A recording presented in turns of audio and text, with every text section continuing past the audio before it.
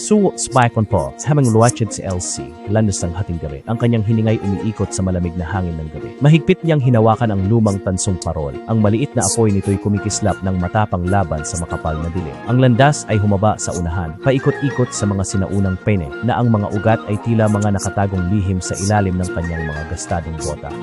Wise, abanti senasurwang ng malamas na pagdurog ng mga nalaglag na dahon at ang banayad na paghihip ng apoy ng parol na nakikipaglaban sa mamasamasang hangin. Ang mga anino ay sumasayaw sa gilid ng daan, ngunit ang matatag na liwanag ng parol ay nagpanatili sa kanila sa malayo, naglalagay ng mainit na liwanag sa baluktot na balat ng puno at mga batong may lumot. Bigla, isang soro ang tahimik na tumawid sa kanyang daraanan.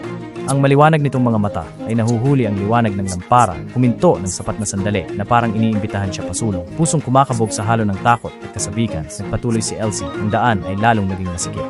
Magsiro puno ay puro de sarahan sa itas na parang sa bahagi ng sinaunang mga kwento. Ang lampara ay uminit sa kanyang kamay, pumipintig ng kakaibang nakakaaliw na enerhiya na tila gumagabay sa kanyang mga hakbang. Sa dulo ng daan, natagpuan niya ang isang lumang arko ng bato na natatakpan ng makapal na mga baging at bahagyang kumikinang sa liwanag ng lampara. Tinaas niya ang lampara at sinag nito ay nagbunyag ng isang inscription na sininstuloy ng magpalm sa bato. Para sa mga naghahanap, bukas ang daan. Ngumiti si Elsie na may tahimik na pagkamangha at lumakad siya sa arko. Ang lampara ay nagningning ng mas maliwanag kaysa dati, tinatanglawan ng daan patungo sa hindi alam na naghihintay sa kabila.